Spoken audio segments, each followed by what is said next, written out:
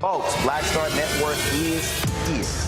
Hold no punches! I'm real revolutionary right now. Black power. Support this man, Black Media. He makes sure that our stories are told. Thank you for being the voice of Black America, Roland. Stay black. I love y'all. All momentum we have now, we have to keep this going. The video looks phenomenal. See, this difference between Black Star Network and Black-owned media and something like CNN. You can't be Black-owned media and be scared. It's time to be smart. Bring your eyeballs home.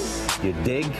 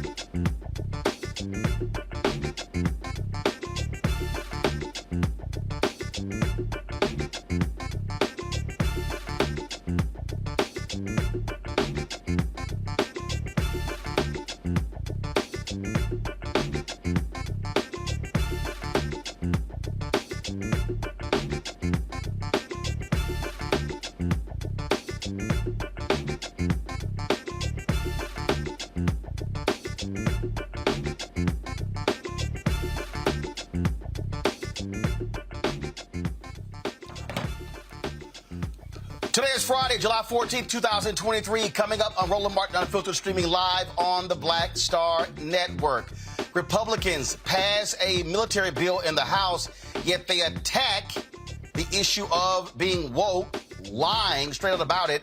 And Congressman Stephen Horsford is having none of it. The chair of the Black Caucus blasts Matt Gaetz over what they have actually done. Hakeem Jeffries, the minority leader, also blasts them, including Speaker of the House, Kevin McCarthy. We'll have all of that for you and show you the implications of this. A number of Republican attorneys generals have sent letters to more than 100 companies saying their diversity efforts may be in violation of the law after the Supreme Court affirmative action decision. I warned y'all they were coming after companies next. What did I tell you in my book, White Fear? We'll unpack that as well. Also, on today's show, the city of Evanston begins to pay out reparations to its citizens. We'll have someone on to explain exactly what that looks like and what it means. Plus, SAG-AFTRA is now on strike. They have now joined the writers. Actress Yvette Nicole Brown will join us to talk about what this means for Black consumers and for Black Hollywood. It is time to bring the funk on Roland Martin Unfiltered on the Black Star Network. Let's go. He's got it. Whatever the miss, he's on it. Whatever it is, he's got the scoop, the fact, the find. And when it breaks, he's right on time and it's rolling. Best believe he's knowing. Putting it down from sports to news to politics. With entertainment just for kicks, he's rolling. It's on go, roll, roll, y'all. It's Roland Martin, yeah. Rolling with Roland now. He's rolling.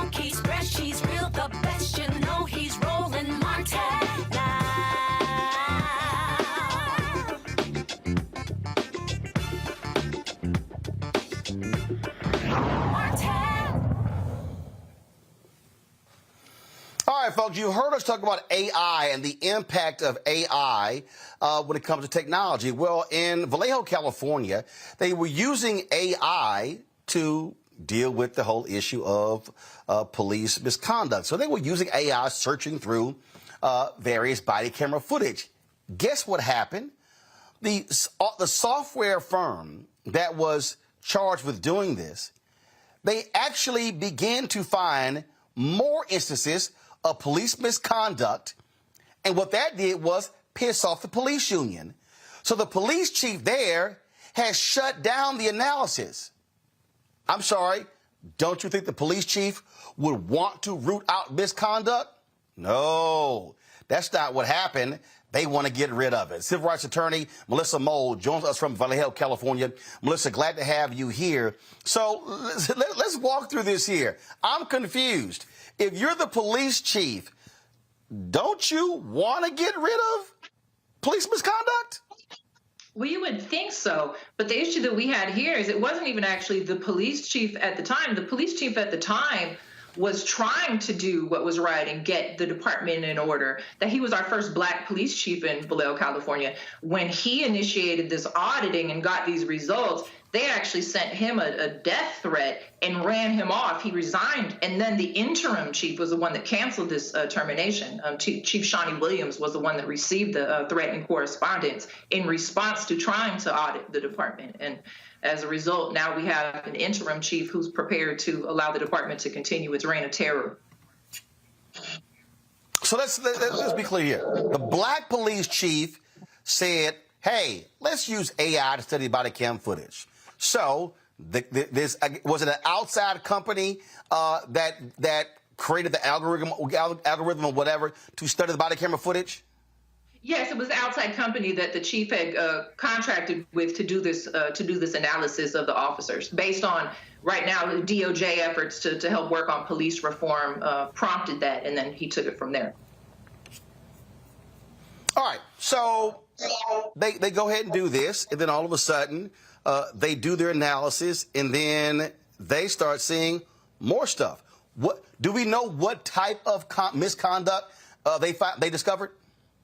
No, as I understand it, as soon as they came back with concerning, troubling findings, that's when the efforts to get rid of the chief were underway. They did a vote of no confidence, like I said, the threatening correspondence to Mr. Williams. And then from there, I don't think that they ever got to the point of doing a further analysis to determine the specific kinds of misconduct that were identified, because the police union wanted nothing of it. But, this is a police union that's been running the city of Vallejo for years. There's been, racism, corruption, violence at the hands of this union. So not shocking to us that live here that the union is still preventing any kind of real transparency and accountability. Was it Vallejo or was it another police department in California that became the first to really begin to use body camera footage? And the reason they did this was to, one, help officers because people were making claims of police misconduct. And again, I can't remember if it was Vallejo or another agency, but whatever the agency was in California, they saw a drop of police abuse allegations filed against them because of body camera footage. The point of the body cameras is to protect the officers, to show what actually happens, but also protect the citizens. Sounds like this union is pissed off that it's showing corrupt cops. And that seems to be how we feel about it. They've done a lot. There's been a lot of death. There's been a lot of violence.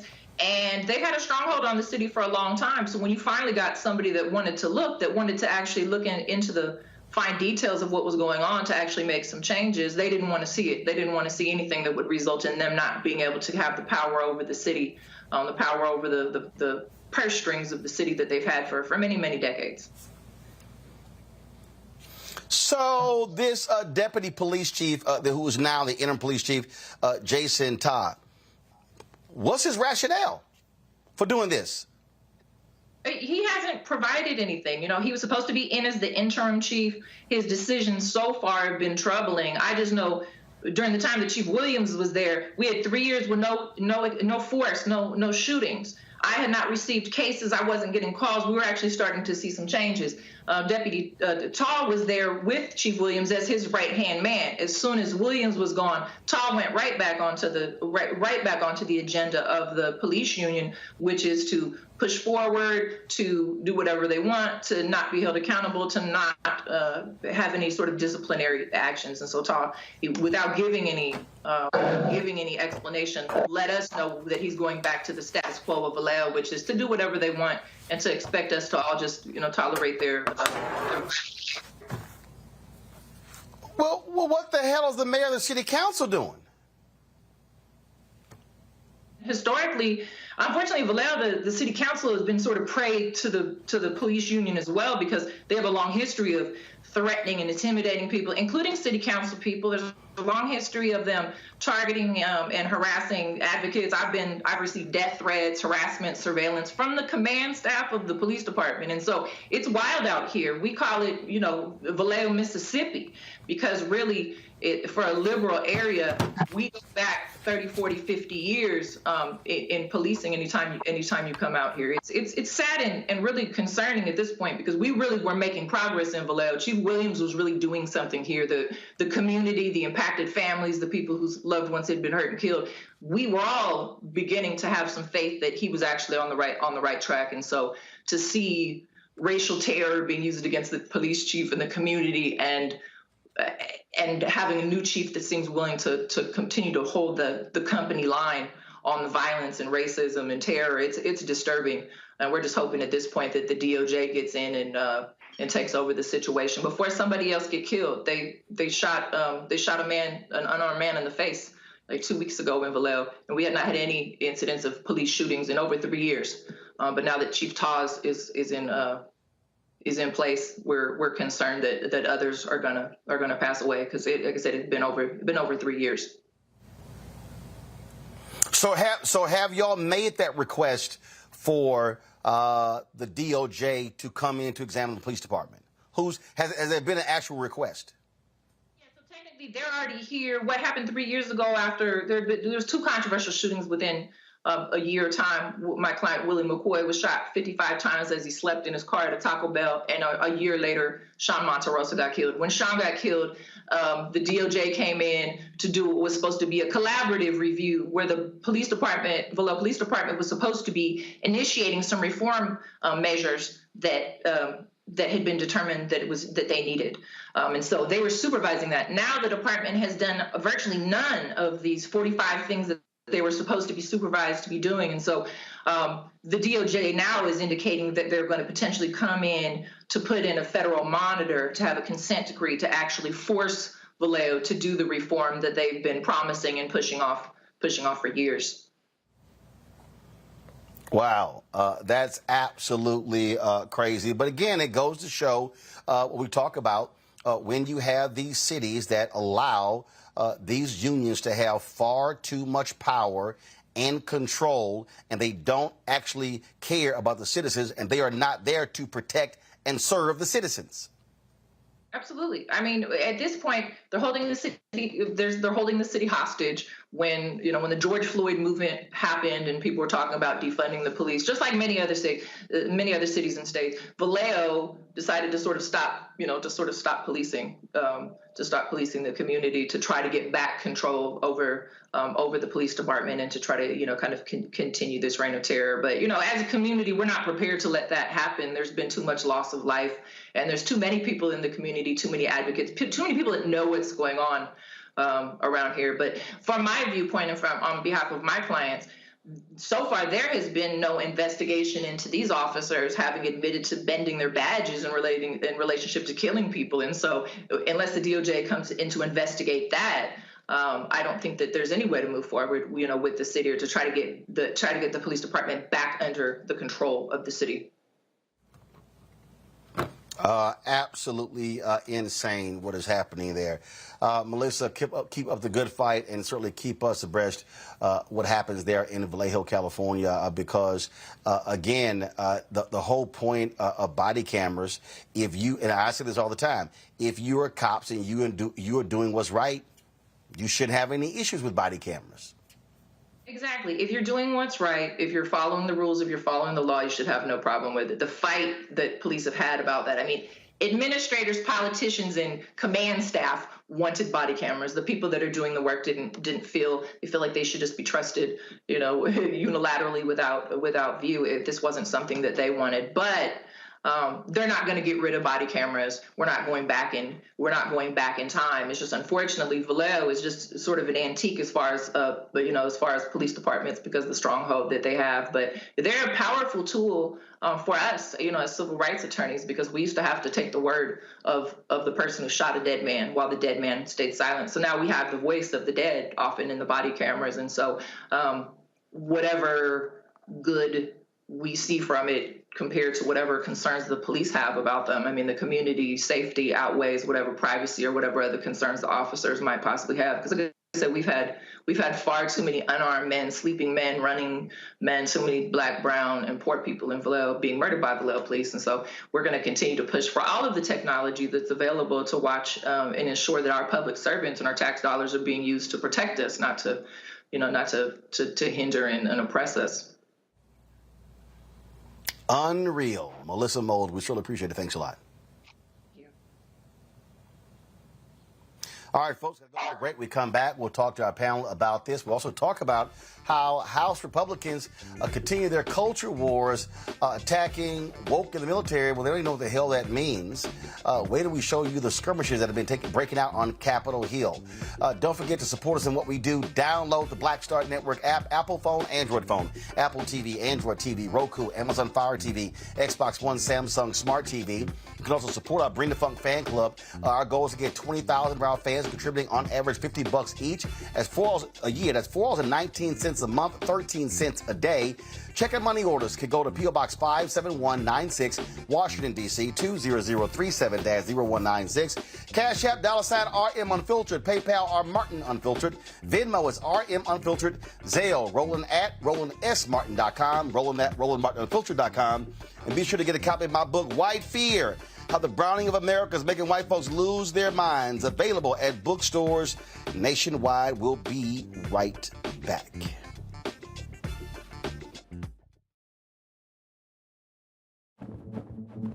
For decades, the tobacco industry has deliberately targeted black communities and kids with marketing for menthol cigarettes. It's had a devastating impact on black health. Tobacco use claims 45,000 black lives every year. It's the #1 cause of preventable death. In the 1950s, less than 10% of black smokers used menthol cigarettes. Today, it's 85%. Menthol cools and numbs the throat, making it easier for kids to start smoking. Menthol also increases addiction, making it harder for smokers to quit. Menthol cigarettes are a big reason why black Americans have a harder time quitting smoking and die at higher rates from smoking-related diseases like cancer, heart disease, and stroke. It's time to stop big tobacco from profiting off black lives. An FDA ban on menthol cigarettes will improve black health, save lives, and protect future generations from addiction. Learn more at tobaccofreekids.org/ban menthol. Black Star Network is here. Oh, no punch! I'm real revolutionary right now. Thank you for being the voice of Black America. All momentum we have now, we have to keep this going. The video looks phenomenal. See, there's a difference between Black Star Network and black-owned media and something like CNN. You can't be black-owned media and be scared. It's time to be smart. Bring your eyeballs home. You dig? My name is Lena Charles, and I'm from Opelousas, Louisiana. Yes, that is Zydeco capital of the world. My name is Margaret Chappelle. I'm from Dallas, Texas, representing the Urban Trivia Game. It's me, Sherry Shepherd, and you know what you watch. Roland Martin on Unfiltered.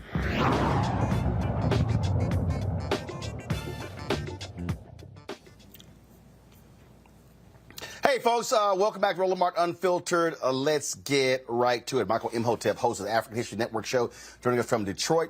Matt Manning, civil rights attorney from Corpus Christi, Texas, and Brianna Cartwright, political strategist. Where you at, Brianna? You in D.C.? Where you at?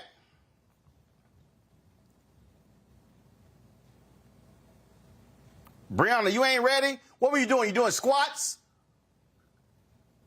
All right, y'all get her tech ready, and so we'll bring her in when she's ready. Let's go to Matt Manning. Matt, when you see what they're doing in Vallejo, California, I mean, this is so BS. It's so BS, and it goes to show you how the police union, they do not care about the safety of the public. They want to protect cops, and the city officials, the mayor and the city council, are trifling as hell by allowing them to dictate what should be done when it comes to this body camera analysis. Yeah, they are trifling, and they're afraid of pushing back against the unions. And look, unions are supposed to, support and advance the interest of their members. So that part doesn't surprise me. But the issue becomes, the citizens are entitled to have a police force that not only does not brutalize them, but that the local government is not beholden to when it comes time to address some of those practices. And this is something that you see in Vallejo, but you see across the United States. We talk about it on this show all the time about how city governments and county governments and municipalities are beholden to police unions. And some of that is rhetoric, but some of that, I guess, is also, civil service agreements and concerns about lawsuits from the members. Notwithstanding all of that, the thing that does not make any sense to me is that body camera footage generally helps police officers more than it helps people who have to make civil rights complaints, insofar as when officers have complaints against them that are not justified, it's captured on body cam. So I don't understand why this would be problematic for the department, except where exactly this scenario. They're afraid of the union revolting or having some issue related with the union members. But all of this emanates from their sworn duty to protect the public.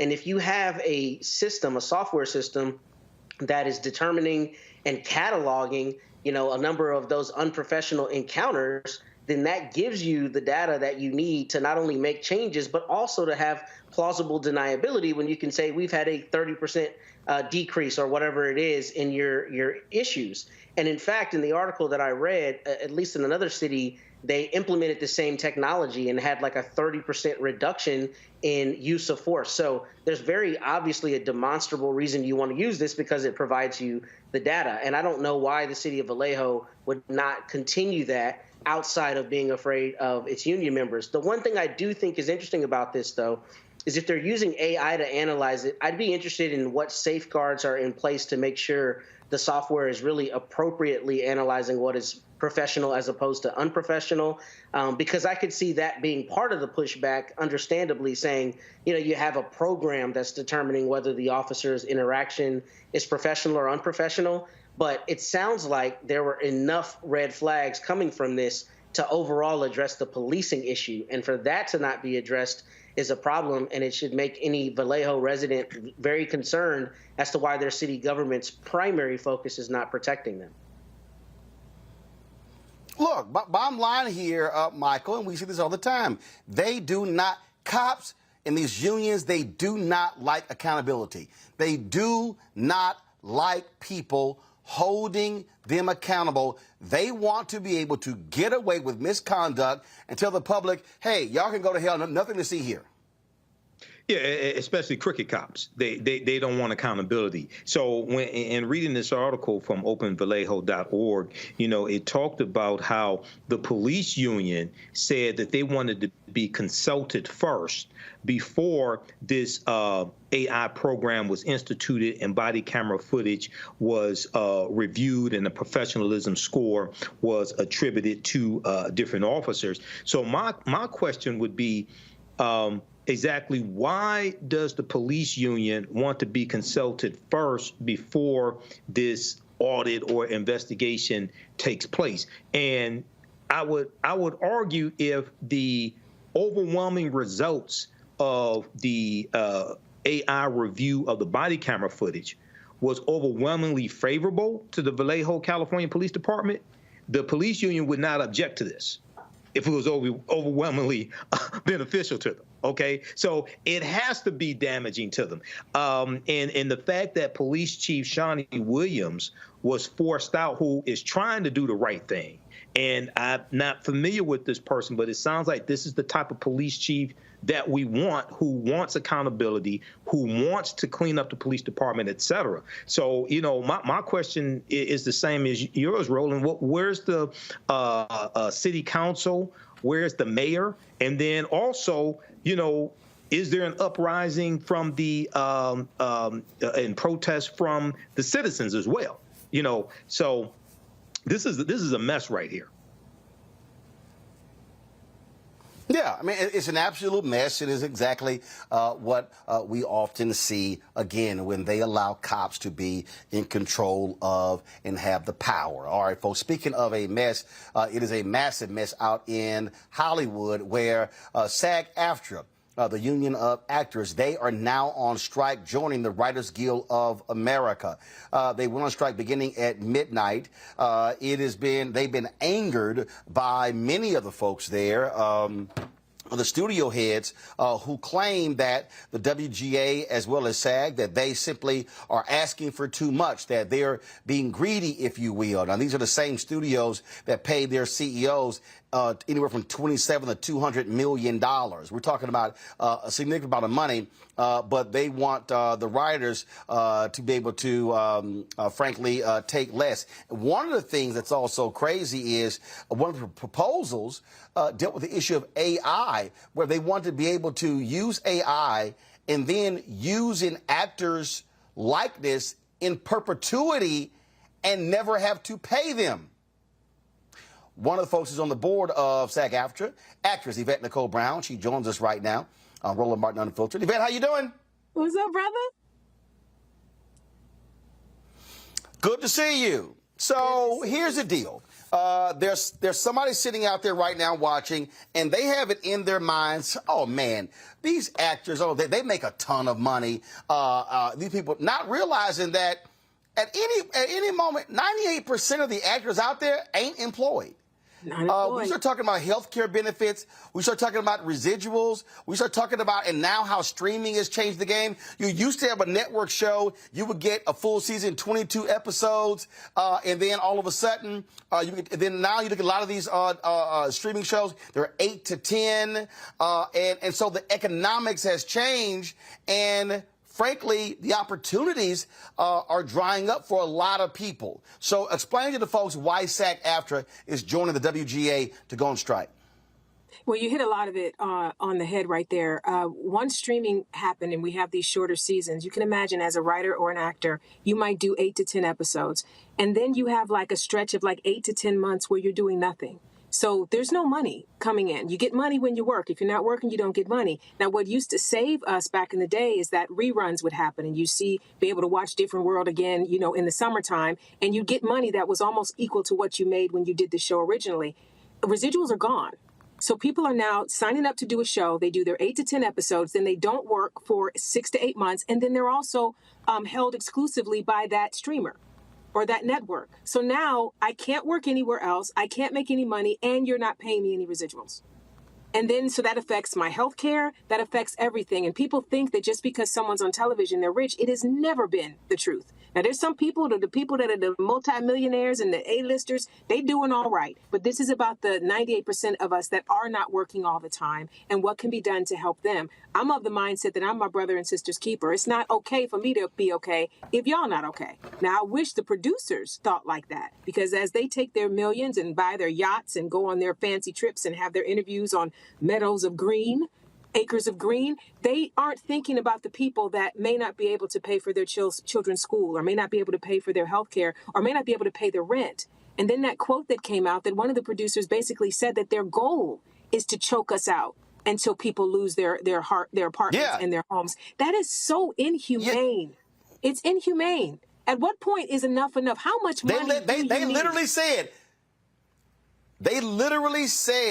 for the folks who are watching and listening, they said, hey, we wait 3 or 4 months, we can starve them, and they're going to begin to lose their apartments and their homes. Yep. Now, these are the people that we're negotiating with. What I loved about what our president, Fran Drescher, did yesterday is she just literally told it like it is. And she literally called it what it is. It is inhumane, it's disgusting, it's evil. The thing is, how can you be in this industry and know that you're doing well and not care that other people are suffering? I don't understand it. I mean, we see it, of course, in politics as well. There's a group of people that want to help everybody, and there's a group of people that's like, well, I got mine, get yours. It's not fair. And this is the thing. You don't have an entertainment industry if you don't have actors and writers. You don't. So I don't know where they think all this magical money they love is going to continue to come in if they don't have the people writing the stories, creating the worlds, and then actors coming in to perform those pieces. It's so short-sighted. And we're upset. We're mad. And we're ready. And the WGA is with us. We're with them. And it's like, bring it. I was out on the sorry, that's my dog sneezing. I was out on the picket line today, and everybody's like, let's do this. If they thought they were breaking us, they're wrong. We're energized and we're ready. The thing that, again, technology is changing a whole lot. You look at, like, one of the things that's happening, and again, that people don't quite understand. Warner Discovery has done this a lot. They started this, and now the other people are actually following them. They are literally pulling shows off of streaming services to save money for tax reasons. Yep. Now, that means that if you are an actor or a director and you put all of your time and energy into this work, then it's not available on the platforms, meaning you can't get paid. They say, oh, we've done the analysis, and these are shows that are not being streamed a lot, so therefore it's costing us money. And I'll give you a perfect example. Last year, when Showtime had their series on Uber, I was watching some other shows. I never got around to it. So the other day, I was like, man, let me pull up my Showtime app and look at the show. Wasn't there. Yep. I was like, wait a minute, this was a series a year ago. This wasn't like 5-10 years. So then I go to Google and type in, like, where's this series? Like, where is it? Can't find it. It's been pulled off the Showtime app. Now, if you want to watch it, you can buy it other places. And I was like, wait a minute, for something that's a year old, that was a several-part series, that was crazy to me. So that means that if you starred in that, if you were one of the writers, if you were one of the producers and directors, you're not getting residuals from the airing of that show because it's been pulled. Yeah, but Roland, it's deeper than that. At least you were able to find it, to buy it. There are shows that are being pulled that never made it to DVD. They never made it to another streaming network. Like sometimes things will air on one network and then a streamer will pick it up or go into syndication. Or the DVD will come out. So you can buy it and get it another way. I have a show. I was on a show called Big Shot on Disney Plus. We did 2 seasons, and Big Shot no longer exists in the world. It's not on DVD. It's not streaming on Disney Plus. It is literally gone. So that means the hair and makeup people that did work on that, the wardrobe people that did work on that, the directors that did work on that, the people who wrote those episodes, and there was the first episode produced for them. There is no place in the world you can find that work now. It's gone. It just happened on Paramount Plus with The Game. The Game is being pulled off of Paramount Plus. There's been a lot of shows like that. And so I think also there should be a fight about where can I find my work? This is what I put my heart and soul into. And that means if I ever want to do a reel to show what I did when I was in a drama with John Stamos, how am I going to do that? This is serious. It's a complete disrespect for the creative artists. Completely. Be they makeup, hair, wardrobe, props. There's no love. And this is the other thing someone else mentioned to me. Back in the day, the studio execs used to be people that moved up in the ranks of entertainment. And now they're like Wall Street people and investment bank people. These are people that are bean counters. And it's really all about the bottom line and what kind of profit they can then send to their shareholders or their CEOs. And it's like it stopped being about the art, that we've lost the heart of the art. And that's why we're in this situation where we're like, don't you understand that you don't have a business without us? And why would you be okay making all this money and not sharing the benefits of what we create? Hold tight 1 second. I go to a break. My panel got some questions as well. Folks, we're talking the SAG-AFTRA strike. They have now joined the Writers Guild of America on strike. Guess what? You ain't seeing red carpets. Gone. You are not seeing actors doing any interviews. They're forbidden to do interviews touting any projects. And so you're not going to see any new shows as long as the writers and the actors are on strike. And so we'll talk more about that right here on Roland Martin Unfiltered on the Black Star Network. Back in a moment.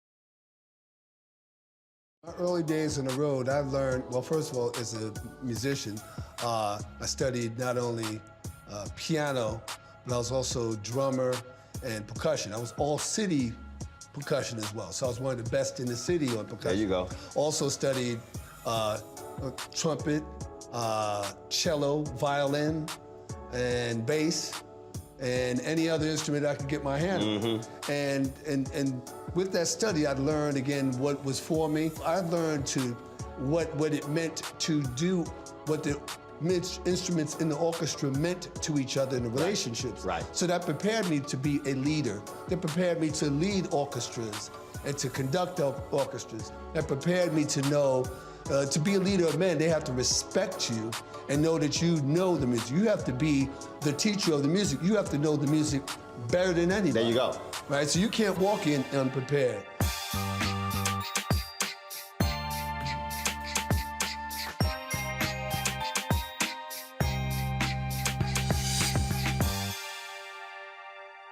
Hatred on the streets, a horrific scene, a white nationalist rally that descended into deadly violence.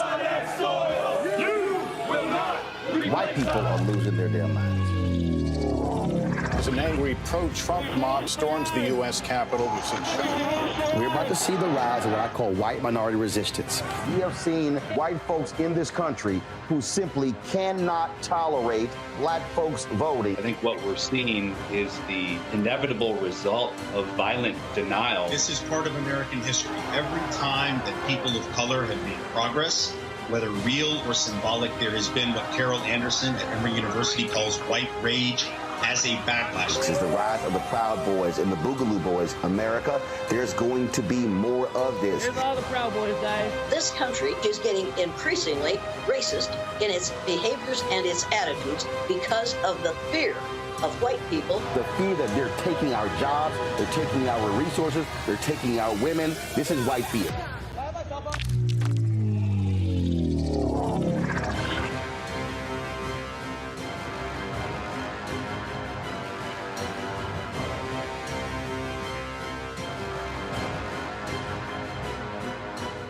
Hey, it's John Murray, the executive producer of the new Sherry Shepherd Talk Show. You're watching Roland Martin Unfiltered. So obsessed.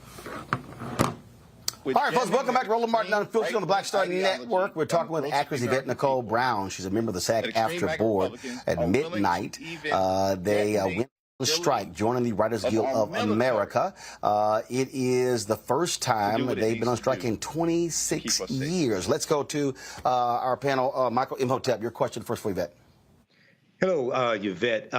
Thanks for coming on. Also, great interview with Joanne Reed. I've been following this, and one of the things that I'm hearing is that one of the things that the actors and screenwriters are fighting for is a greater piece of the pie when it comes to content that's on the streaming services now, because the way the contracts are, the way the payouts are when it comes to streaming is entirely different than it was traditionally. Can you give us more insight into that? And also, a lot of the streaming companies are saying, maybe like Peacock and some of the other streaming companies are saying they're not making a profit as well. Can you talk about that, please? Yeah. Well, first of all, everyone saw how great Netflix was doing, and everyone raced into the streaming landscape before they knew how to do it their way. So there are probably a few that are not making a lot of money, but that's not all of them. That's first. Second, what happens with our contracts is that the producers come up with a new way to make money. Maybe back in the day it was DVD, then it was streaming, and now it's AI. And what they do in the contract negotiation is they go, DVD, I don't know if it's going to do anything, right? So they tell you that in the negotiation. You go, okay, well, for the first 3 years, we'll give you, you can pay us less than you would pay us for network, because we don't know what this streaming is going to do or what this DVD is going to do or what this AI is going to do. forgetting that they absolutely know that it's going to be lucrative because they wouldn't chase anything unless they know there's money there, right? So we fall for it, and we've fallen for it a few times. So what we realize now is they're trying to do the same thing with AI. Now, what happened with streaming is that they said, well, we don't know if it's going to be profitable, so let's pay you a little bit less than we would have paid you. Well, that fee structure is now set in steel, right? So now every year, as they made, some of these streamers have made record profits, we're still getting 10 cents on the dollar or whatever the number is. I don't know what the exact number is, but we're getting a lot less than what we should be getting. And then they go, well, you agreed to it, so I don't know, going back and changing it now. So now that we've learned that that's how they do it, we're like, we're not going to let you do that this time. We know that AI is going to make you a lot of money somehow. So we need something in place now to protect us, to make sure that we don't do what was floated where they wanted background actors to have their entire body scanned, likeness, face, all of it, which means they now own that person's entire likeness and they can plug that person in crowd scenes or anywhere else they want to in perpetuity. Their children's kids will be dead, and they still will see grandma walking around carrying a Target bag in some show. That's ridiculous. And they want to pay them the day rate. So they want to pay you once and use you forever. And this is the thing. There are certain people that have reached a level of their career where they can negotiate out of that. But again, it's not okay. I'm not okay that I can negotiate it if the person starting in this industry or the person that hasn't made it to my level can't negotiate their way out of it. Because what they'll tell them is, well, we don't really need you. We'll get somebody else. And then there'll be somebody else that will say yes. You see what I mean? Like they have you against the barrel when you haven't become a name or you haven't become famous in some way. And we want to make sure the contracts protect everybody, not just the people that can negotiate their way out of these little traps.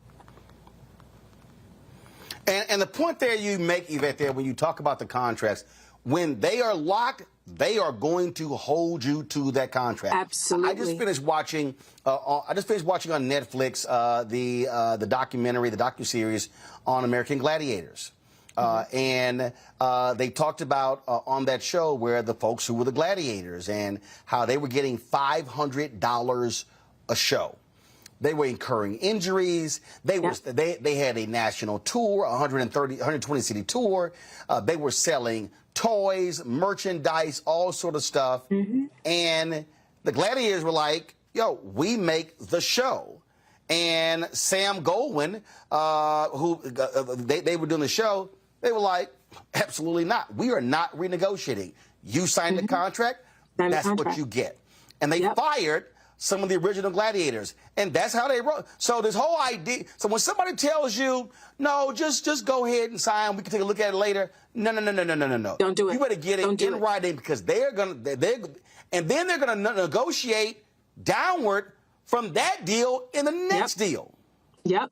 And this is the thing, too, that I don't know that people... I started out as a legal secretary. I don't know if people know that, but I was a legal secretary by trade before I became an actor. What people don't understand is that there's no such thing as boilerplate. Or this is just what we do. They'll say that. Everything in a contract can be negotiated. Every single thing. So don't fall for, well, this is just how we do it. No. We're going to do it different in this one. We're going to change this for me. And I think people don't have the understanding that they can do that. And sometimes the business affairs offices are so strong. Well, we got to get it today. If we don't get it today, breathe and get the deal that is right for you. And that's if you're able to. If you've reached a point in your career where you can. There are a lot of people that can't do it. They're just not at the place where they can do it yet. And again, that's why unions are there. Shirley Ralph said something. But Yvette, even if you're a big name, Don Cheadle talked about this here. I forgot I guess it was one of those Marvel, whatever the hell. And he at his child's birthday, and they were like, you got an hour. That's what it's like. I got an hour? And he was like, this is Don Cheadle, Academy Award nominee. And it was like, okay, fine, it's your daughter's birthday, fine. We're like, we'll give you 2, but we need an answer. And he had no choice but to say yes, because they were literally like, we will move on. And remember, that was a role where he replaced Terrence Howard. Yeah. And this is the thing, too, though. I believe in this in regards to contracts. And you can't do it all the time, but sometimes the no is very powerful. You know, if you got an hour to do it, then that means you ain't got nobody else either. And whoever you're going to go to next going to have 30 minutes, and they might not say yes either. So you actually need me. So I'm going to take this 5 hours to figure out if this is the right deal for me. Right? So I get it. Like there's It's tough. It's tough, and that's why it's important to make sure that as unions we fight so that people don't have to fight so hard. But yeah, it happens every day. Matt. Well, first, let me say that I appreciate your work and thank you for being here with us this evening. This is actually an issue that affects my family. My sister, Denise Manning, is an actor in New York City and just won her first Emmy. And, I reached out to her and I said, niece, what do I ask particularly to make sure that people understand this? And one of the things that was really important is she told me that a lot of this issue is framed about Hollywood and glamour. But as you've said, 98% of people in the industry don't fit that A-list kind of designation. So first, what suggestions do you have for people to really understand the gravity of the issue? You've kind of touched it, but anything anecdotal that might be helpful. And then secondly, she instructed me to say that people need to not use streaming services, and that's one way that they can support. But what other ways do you see that we can support? Because obviously we love your work. We digest it. It's gotten us through the pandemic. But we need to be standing in solidarity with you as you stand for what's right. And I want to know the best ways to do that. Thank you for that question, and please tell your sister, yay, congratulations. I think that since they only care about money, and they don't care about people, I think anything that you can do to affect their money will help the cause. I can't speak on what that should be, but her suggestion's great. Where do they get their money?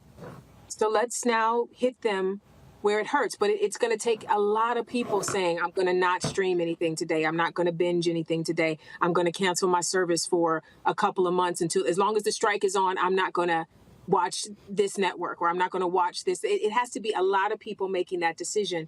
And I think what people miss is that this is not, again, about the super rich people or the super famous people. You may see people that are more recognizable talking about it because they're the people that might be able to get the hit on Roland Martin. You know what I'm saying? But we're here fighting not for us. We're fighting for the 98% that is not working. And people need to remember, we're just human beings doing a job. This is not about we're fancy and we're amazing. No, we're just acting is just a job. In the same way I worked at, if I work at Starbucks or I work at Target or wherever else I work, I go every day, I do my hours, I get paid, and I want some health care. It's the same thing. And most of the people that are in our union are living paycheck to paycheck. There was a story last year when the WGA first went on strike, where there was a writer who wrote on a show called The Bear, and The Bear was nominated for all these different awards. He had to buy a bow tie on credit to be able to have an outfit that he could wear. He had like $1.83 in his bank account when he was on the red carpet for this show. One of the girls, or a couple of the girls from Orange is the New Black, the second breakout show on Netflix, talked about how they were poor. They were poor. And some of them were working 2 jobs. You're going to set every day and doing, being on a hit show that's across the international hit. And then you're going to work at a bar at night to pay your mortgage or your rent. Like, that should not be. That should not be. So this is really just understanding that if it were you, if you were going to whatever your job is every day and finding out that you're making pennies on the dollar and the person that owns the company is a millionaire, the idea of saying that what we're asking for is unreasonable, but you get $27 million a year, but we're unreasonable because we want some health care. How? Make it make sense. Make it make sense. Where's the humanity in that? Oh, indeed. All right, Yvette, I appreciate it. We'll be watching to see what happens with this strike. Thanks a lot. Thank you, brother. Folks, going to a break. We come back. Drama on Capitol Hill. Republicans continue their culture wars, whining, complaining about woke. Democrats, especially black Democrats, are fighting back and mad as hell. We'll show you all of the drama next on Roland Martin Unfiltered on the Black Star Network. Don't forget, download the Black Star Network app, Apple phone, Android phone, Apple TV, Android TV, Roku, Amazon Fire TV, Xbox One, Samsung Smart TV. Contribute to our Bring the Fuck fan club. We want 20,000 of our fans contributing on average $50 each. a year. That's $4.19 a month, 13 cents a day. You can send your check and money order, P.O. Box 57196, Washington, D.C. 20037-0196. Cash App, $RM Unfiltered. PayPal, R Martin Unfiltered. Venmo is RM Unfiltered. Zelle, Roland at RolandSMartin.com. Roland at RolandMartinUnfiltered.com. Don't forget, you can watch our 24-hour, 7-day-a-week streaming channel on Amazon News. That's right. Pull up Amazon Fire and just simply go to Amazon News. You can also say, Alexa, play news from Black Star Network to hear our audio. And beginning today, we're now on the Plex Fast channel. That's right, our Black Star Network 24-hour, 7-day-a-week streaming channel is now on Plex. That's right. We should have the graphic. Where y'all at, y'all? Where y'all at? We're slow with it. All right, we'll have it for the next in the next hour. All right, y'all. Well, we'll see. So, and also don't forget to get my book, White Fear: How the Browning of America is Making White Folks Lose Their Minds. Available at bookstores nationwide, Ben Bella Books, Amazon, Barnes & Noble, IndieBound Bookshop, Chapters, Books A Million, Target. Download a copy on Audible. I'll be right back.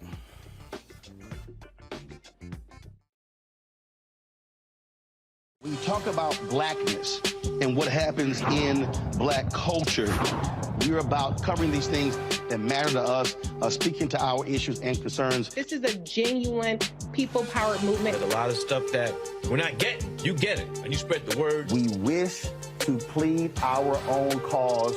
Too long have others spoken for us. We cannot tell our own story if we can't pay for it. This is about covering us. Invest in black-owned media. Your dollars matter. We don't have to keep asking them to cover our stuff. So please support us in what we do, folks. We want to hit 2,000 people, $50 this month, raise $100,000. We're behind $100,000, so we want to hit that. Your money makes this possible. Checks and money orders go to P.O. Box 57196, Washington, D.C. 20037-0196. The Cash App is $RM Unfiltered. PayPal is R Martin Unfiltered. Venmo is RM Unfiltered. Zelle is Roland at RolandSMartin.com. Coming up next on The Frequency, right here on the Black Star Network, Shanita Hubbard. We're talking about the ride or die chick. We're breaking it down. The stereotype of the strong black woman. Some of us are operating with it as if it's a badge of honor. Like, you even hear black women like aspiring to be this ride or die chick, aspiring to be this strong black woman, so at their own expense. Next on The Frequency, right here on the Black Star Network. Me, Sherry Shepard. With Sammy Roman. I'm Dr. Robin B., pharmacist and fitness coach, and you're watching Roland Martin Unfiltered.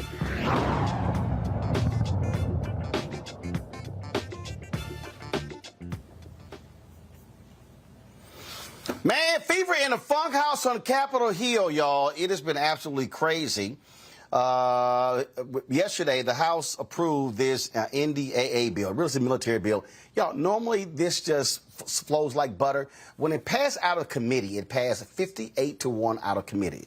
But once it got out, the Freedom Caucus and the hardcore crazy right-wing bigots, they got involved, and so then they wanted to put in there attacking abortion. They wanted to put in there attacking woke in the military. And so it passed on a party line vote. And it's the U.S. Department, again, and so it's called the National Defense Authorization Act. And then it's just stupid. I mean, just nonsensical how crazy these right-wingers are. Yesterday, woo, man, Congressman Stephen Horsford and Congressman Matt Gaetz got into it on the floor of the House. There is a time in every debate where everything has been said, but not yet by everyone. And that may be where we are in the DEI debate. But what I bring to the House now is the most fulsome amendment to completely remove DEI from the DOD. And even if my amendment doesn't pass, I want my colleagues to know that this NDAA in the base bill takes a meat cleaver to DEI. And the amendments that we have adopted in the last round of voting have certainly ensured that DEI, regardless of the passage or not of my amendment, will not be a principal feature of our military service if this bill becomes law, and that would be a great thing for our military. That said, it's important to note that in the name of DEI, our military has done some pretty strange things. Secretary Austin, in his first act, ordered a 24-hour stand down so that everyone could reflect on their extremism. The reality is even majority-minority units in the military found this divisive. They complained to my office, and certainly it did not create a more lethal force. Also, in the name of DEI, we've hired some rather strange people in the government. There's one DEI officer named Calissa Wing, and she actually, if you can believe this, worked in the DEI's department at DODOA, the education system within DOD, and she put out the following inclusive tweet. I'm so exhausted at these white folks in these professional development sessions. This lady actually had the audacity to say that black people can be racist too. I had to stop the session and give Karen the business. This was the person that we had hired to create a more inclusive environment, and I think it's indicative of the inherently divisive culture that has permeated radical racial ideology. My amendment gives us the opportunity to pull it up by the root, and I hope my colleagues support it. I would add this final point before yielding back. We have standards in the military that allow the military to expel racists and white supremacists completely in the absence of DEI programs. We've had those standards in the military for quite some time. And so even if my amendment were to become law, I don't want anyone in the body to think that we would be stuck with people in the military that didn't meet long-standing, pre-existing standards of personal conduct. And with that, I reserve. The gentleman reserves. The gentlewoman from Virginia. For what purpose does the gentlewoman from Virginia seek recognition?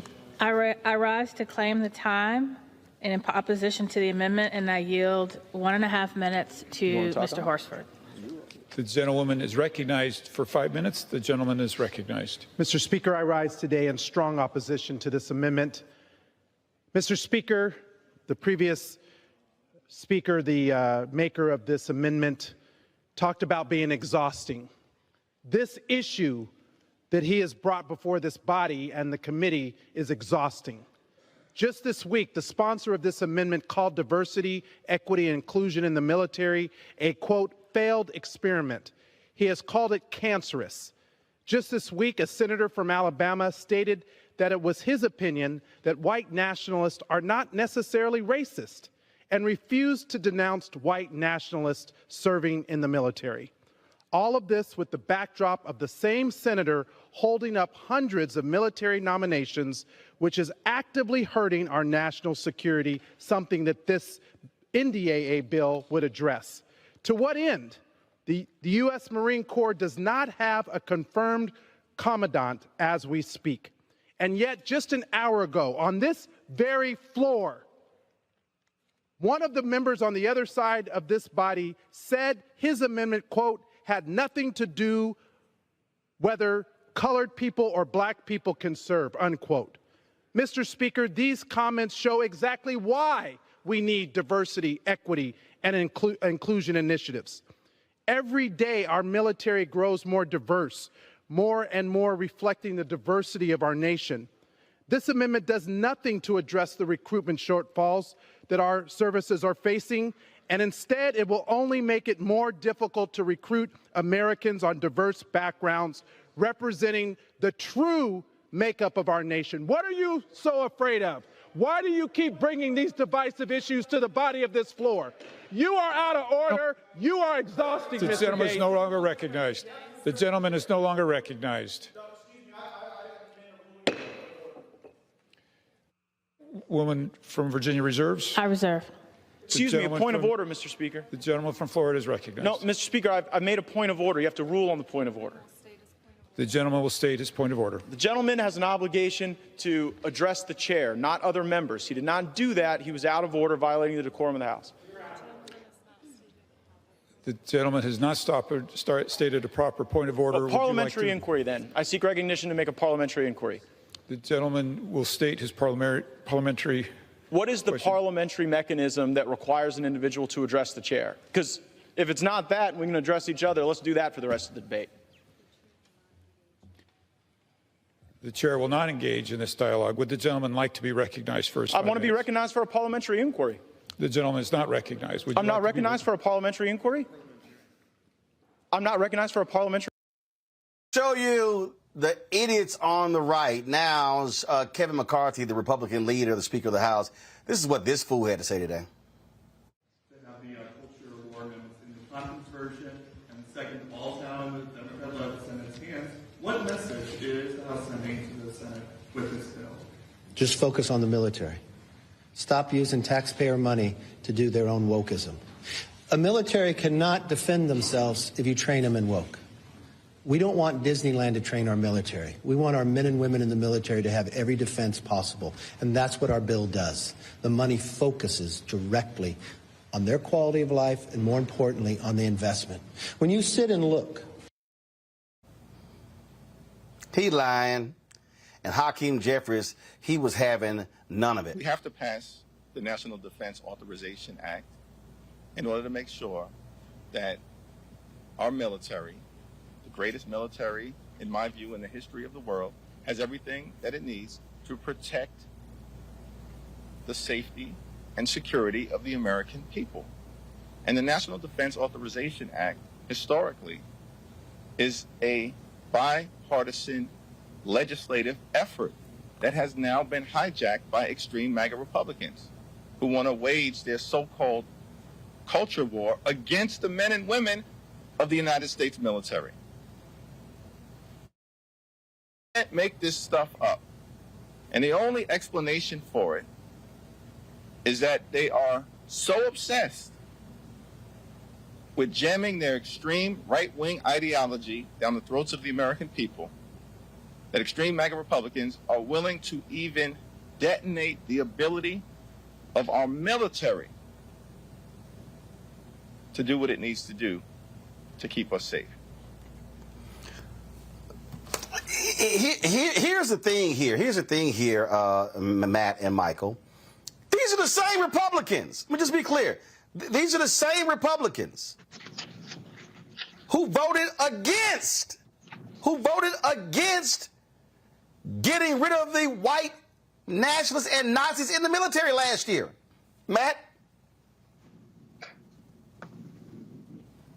I don't know, man. This is all absurd, and it's ridiculous that we pay these people to go and be asinine. I mean, that's what it is. Not only did they vote against that last year, but for Kevin McCarthy to get up and say we don't want Disneyland training our military, all of it, this is ridiculous.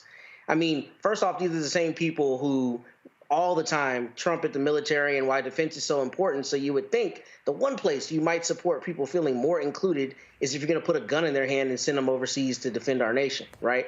But this is all about parroting the same rhetoric all the time, the same rhetoric that says these brown people and these poor people and these other people are coming to steal your country by trying to make it too soft. And the reality is when people feel more included and there's more inclusion in the country, then they're better involved and better contributing. And overall, we all lift. But they don't see it that way because, as you always say, and as is always said on the show, it's about power. So this is a stupid position, especially from this idiot from Florida who, I don't know if the investigations have ended, but who should not be opening his mouth at all. He should sit in the corner somewhere and hope he doesn't end up indicted. But this is asinine, and it doesn't surprise me because they're parroting the same things that we see Republicans saying in the state houses and the same kind of policy that they're pushing all across the country to try to keep us down. This right here was a year ago. This was a year ago, Brianna. House Republicans all vote against neo-Nazi probe of military police. And they're so upset, oh my God, our military is woke. Because here's the real deal. Republicans are pissed because they're trying to get rid of their voters in the military. They want racists out of the military. They want them in, and Tommy Tuberville said it. The white nationals, they're Americans. Right. They tend to pretend, right, that they're progressing, DEI, and they did affirmative action in universities, and then they take away. They pretend like, oh, we care about not racism, and now it's racist to make sure there's inclusion. I mean, honestly, it's clear that when there's diversity, everything is elevated, it's better, but I know that they can't rise to the occasion. And so instead they try to suppress us. And honestly, we're allowing Florida to spread across the United States way too much, and Gaetz should be in prison. They do not. Let me be clear. Here, Michael. They don't like black people. Correct. Republicans were happy with the Supreme Court affirmative action decision. They were elated with these Republican attorney generals sending a letter around threatening companies saying we're going to go. You can't have DEI programs. These people they're elated with voter suppression. They don't. This is a white nationalist Republican Party. Period. Absolutely. This is the white nationalist Republican Party, and their Lord and Savior, Benedict Donald, is the head of the white nationalist party. This is why they were against getting rid of white supremacists and white nationalists in the military and in the police department, because these people are white supremacists and white nationalists. Don't forget, when the Domestic Terrorist Prevention Act came up for a vote in the House of Representatives, I think it was 2022, and it came up after the Buffalo, New York shooting at the Top supermarket, all the Republicans in the House of Representatives voted against the Domestic Terrorist Prevention Act, except for Adam Kinzinger, who was on the January 6th committee, and he didn't run for re-election. So, but it's important for people to connect the dots to this. This goes back to the September 2020 executive order that Donald Trump did banning diversity, equity, and inclusion when it came to the training of federal employees. That's when that started. That's even before Chris Rufo came out with his tweet in March 2021 talking about how they were going to redefine critical race theory, okay? This you can draw a direct line to all this. That's also connected to the response that Senator Tim Scott did to 2 years ago to President Joe Biden's State of the Union address, when he said America's not a racist country. And then the next line after that was, and I'm paraphrasing, it's wrong to have policies that address those historical inequities, things like this. All that's connected. So we have to understand these people are crazy. They are trying to suppress us, and we have to vote them out of office. This is all about power. Yep, that's exactly what it is. All right, folks, hold tight 1 second. Got to go to break. When we come back, we'll talk about Evanston, Illinois. They have started their reparations program. We'll explain exactly what's happening there. You're watching Roland Martin Unfiltered on the Black Star Network.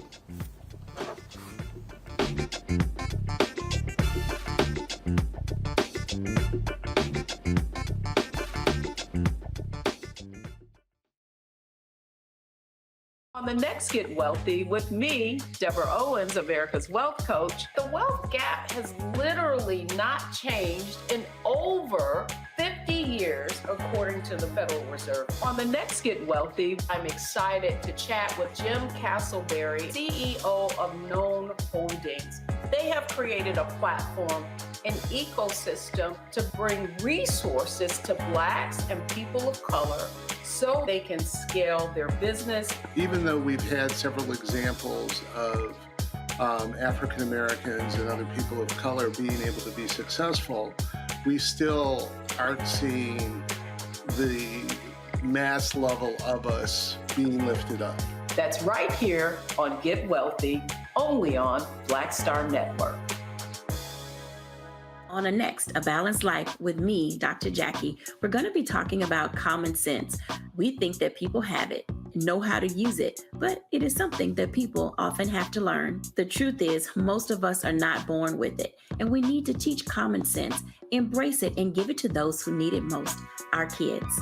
So I always tell teachers to listen out to what conversations the students are having about what they're getting from social media, and then let's get ahead of it and have the appropriate conversations with them. On the next, A Balanced Life with me, Dr. Jackie, here at Black Star Network.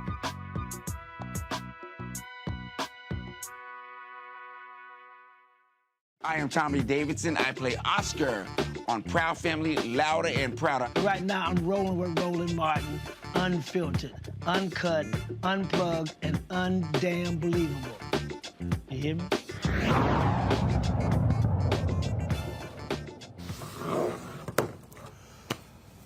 years ago, Evanston, Illinois announced they were going to spend $10 million over 10 years to black residents there. The program would provide upwards of $25,000 housing grants for down payments, repairs, or existing mortgages to atone for the city's past racial policies. Joining us right now is Robin Ruth Simmons. She's the founder and executive director of First Repair from Evanston.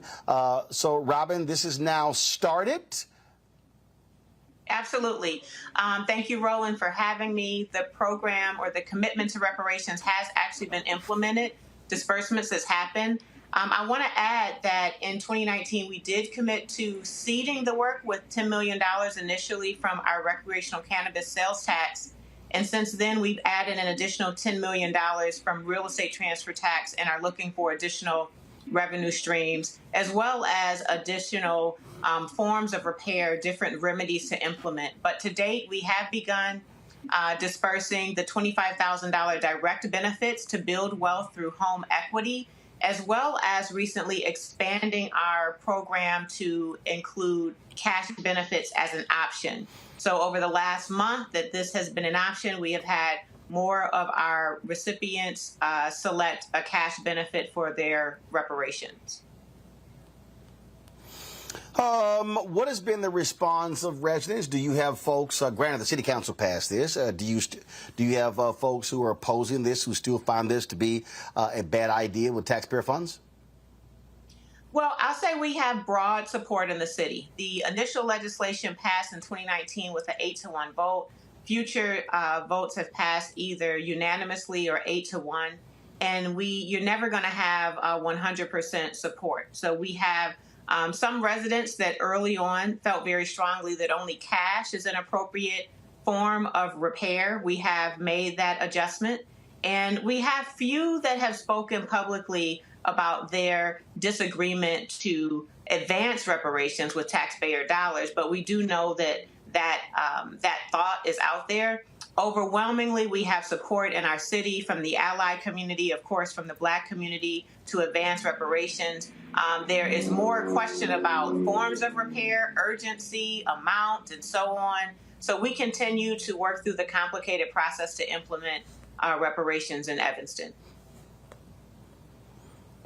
What do you make of folks like Sandy Darity, who claims that what you're doing there in Evanston, it's not reparations, you should not be calling it that?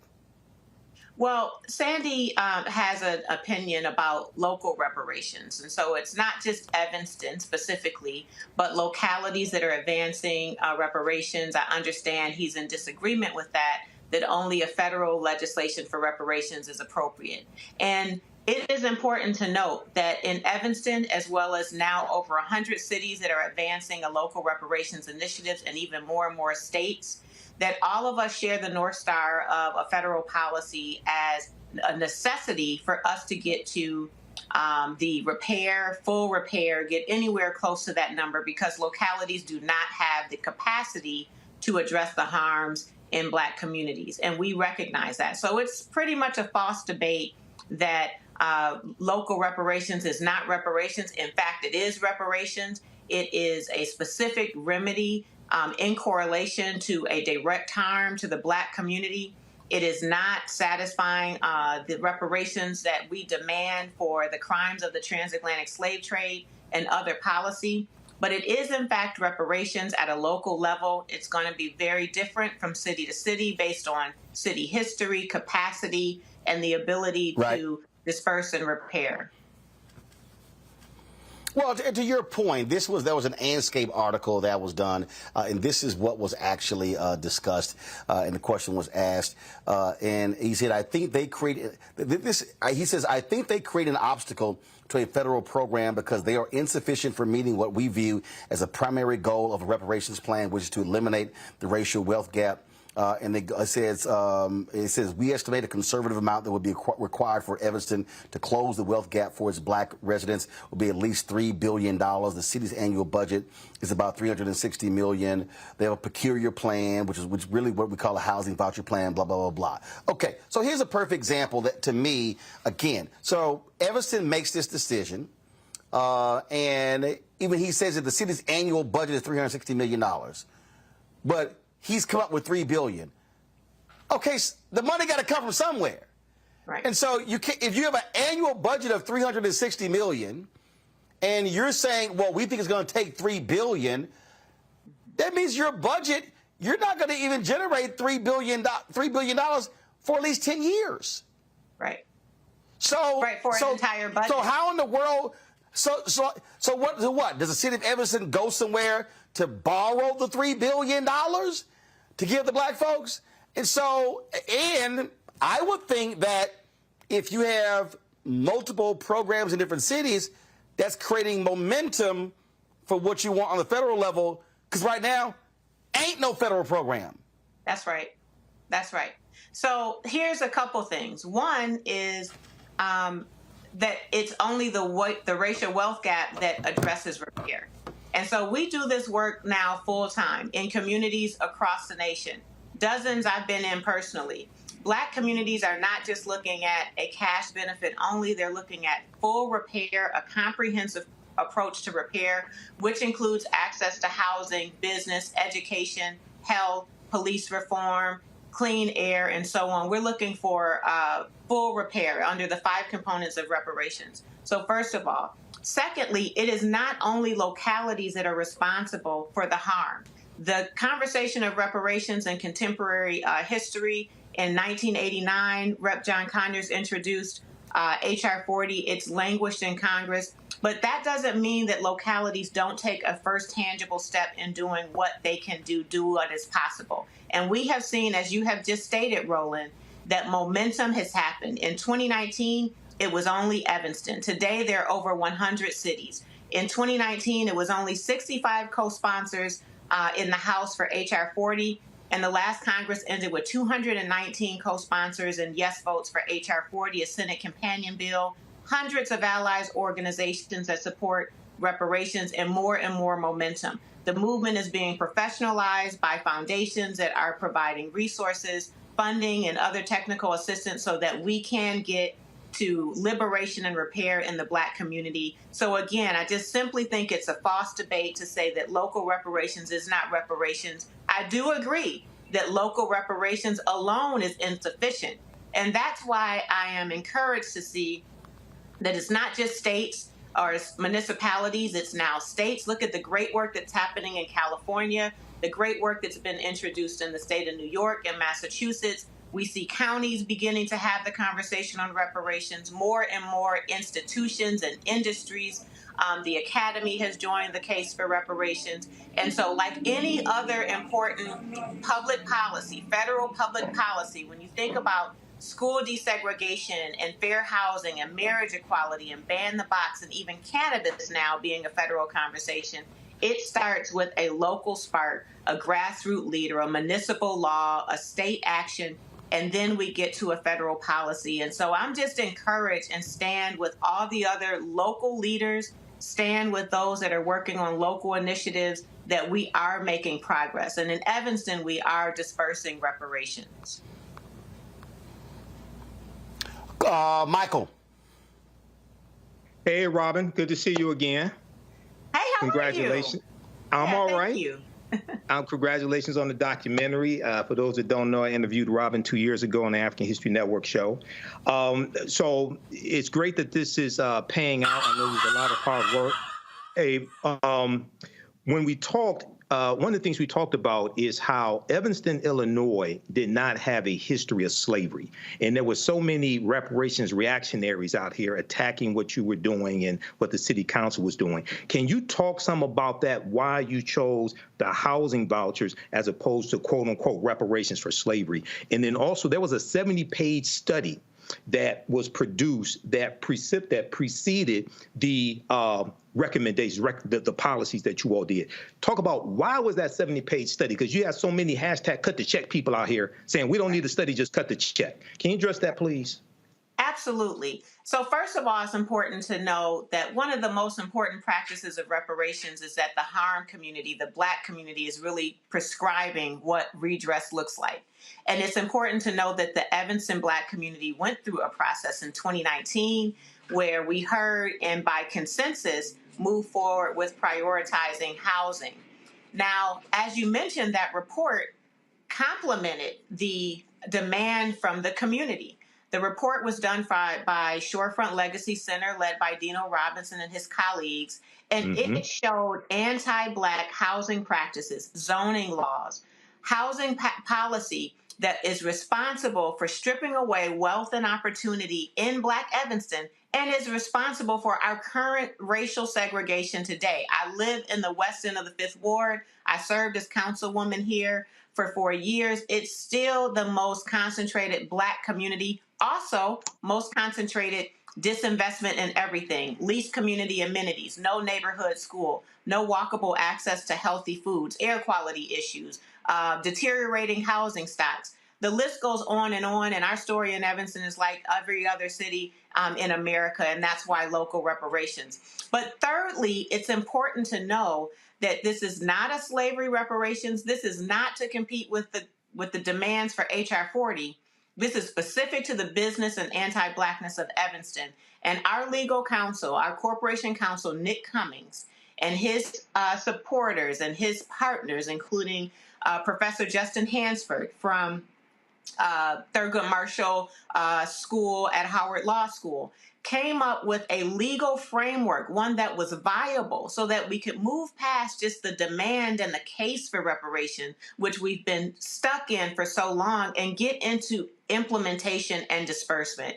And so that legal framework was really key in us having a strong case, one that would withstand legal challenges, which we've had from conservative groups from outside of Evanston, from Texas and DC. They have tried to challenge our work, but our work is very thoughtful, it's very smart, it's careful, it's narrowly tailored. It includes a home rule municipality. We're using home rule taxes, so we're not using federal dollars that are being passed down and have to deal with blocks from other courts outside of Evanston. We are leading within our values. It is possible for other localities to do the same, and that's how we got to housing. In a long story, that's how we got to housing. The community informed it and prescribed it. The case for reparations was rooted in housing, and the legal framework supported a remedy in direct correlation to the harm, which in the case of Evanston is largely based on housing. All right, thank you. Matt? Yeah, so Robin, thanks for joining us this evening. I think this is a brilliant program, and I'm really glad to hear Justin Hansford from Howard Law School was involved, and I'm not surprised at the brilliance of this program. But I did have two questions, and the first is, how did y'all decide on how to determine when harm ended for eligibility purposes? I saw it was between 1919 and 1969, but obviously there are a lot of pervasive effects that continue on to today. So how did you decide to cordon that off? And how does the eligibility work as it relates to descendants of people who experienced that, number one? And the second question was, I think it's genius that it's tied to the recreational marijuana taxation that the city does, right? So what has been the buy-in, if any, from cannabis groups across the country as it relates to that, and that potentially being used as a vehicle to fund other reparations programs? Because there's obviously a justice component with that in terms of how many people over the years were convicted of something that's now legal. So if you would you address those two issues, please? Absolutely. Thank you for the question. So first, in terms of eligibility, we looked at the harm. It was very specific and measurable. It was a zoning law that was enforced and implemented between 1919 and 1969. It was implemented until fair housing was passed federally. So we are looking at everybody Black in Evanston that lived here between 1919 and 1969 had a direct harm, and their descendants were harmed as a result of the direct harm of their elders and ancestors. And so that's how we framed our eligibility. We didn't look at neighborhood or census tract. We didn't look at lineage. In fact, in Evanston, I can speak for Evanston. I know that there is a very passionate lineage conversation across the nation, but In our case, during our period of harm, the whole diaspora was here. We're a very diverse Black community. One of our biggest reparations leaders is a Haitian immigrant. So we have a harm that is defined in that period of 50 years, and direct descendants are eligible. And right now we have started with prioritizing the elders, who in the program language are classified as ancestors. So those that had direct harm at the point of disbursement, those were about 70 years old and older, receive their reparations benefit first. First of all, because they experienced the direct harm. And secondly, because we want to make sure we get to repair as soon as possible for those that may transition. And unfortunately, we've had some of our reparations eligible community members transition during this time. To address that, we have allowed all of the applicants to name a beneficiary in the event they transition before their reparations benefit is dispersed. In the event that they didn't do that, and we've had about a handful of cases where they didn't name a beneficiary, then that benefit goes to the estate. And either the estate has decided who is a beneficiary, or that will happen through some form of probate court. But this is a benefit that belongs to the estate, the family, and it is intended to build generational wealth for families. And so that explains our eligibility. We had 640 applications come in on our first round of the application being open. 140 of them classified or qualified under that ancestor, or they were the elders that had direct harm, and the balance of them are, like myself, descendants. And then as it relates to your question regarding cannabis sales tax and revenue, absolutely. The cannabis law, even written in Illinois, had language about reparative justice and even reparations, but it was more so as it relates to dispensaries and the business of cannabis, the industry of cannabis. And we thought it important in Evanston that we also look at those revenues, that wealth that's being generated from an industry that has harmed our community. In Evanston, 71% of the marijuana arrests were in the Black community, and we are only about 15% of the population. So there was a clear issue of harm as it relates to over-policing and cannabis in Evanston.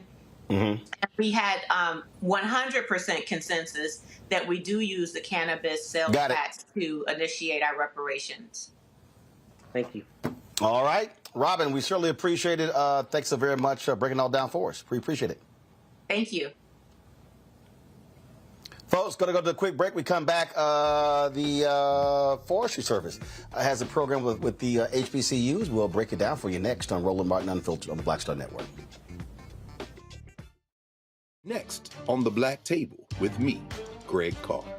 We featured the brand new work of Professor Angie Porter, which, simply put, is a revolutionary reframing of the African experience in this country. It's the one legal article everyone, and I mean everyone, should read.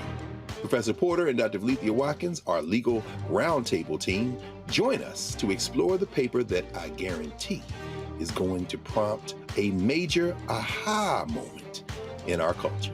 You crystallize it by saying, who are we to other people? Who are African people to others? Governance is our thing. Who are we to each other? The structures we create for ourselves, how we order the universe as African people. That's next on The Black Table, here on the Black Star Network.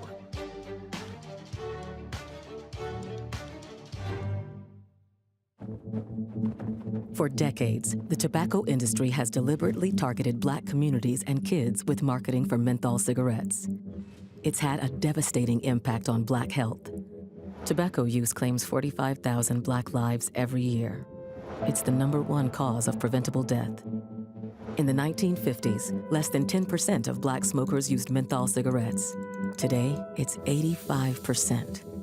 Ban menthol cigarettes. Save lives. I'm Faraji Muhammad, live from LA. And this is The Culture. The Culture is a two-way conversation. You and me. We talk about the stories, politics, the good, the bad, and the downright ugly. So join our community every day at 3 p.m. Eastern and let your voice be heard. Hey, we're all in this together. So let's talk about it and see what kind of trouble we can get into. It's The Culture, weekdays at 3, only on the Black Star Network. Farquhar, executive producer of Proud Family. Bruce Smith, creator and executive producer of The Proud Family, Louder and Prouder. And you're watching Roland Martin Unfiltered.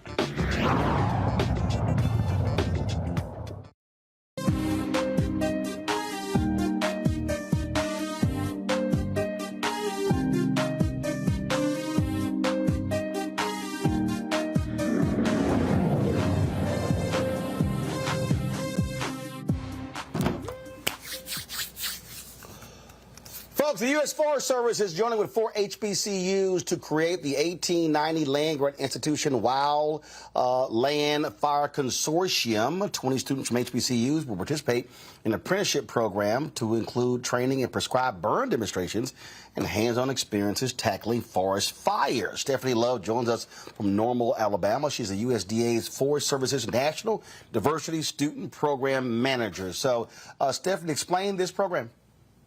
Absolutely. So this program is a 28-day residential program whereby we bring HBCU students onto the campus of Alabama A&M University, the only HBCU that's SAF accredited, their forestry program.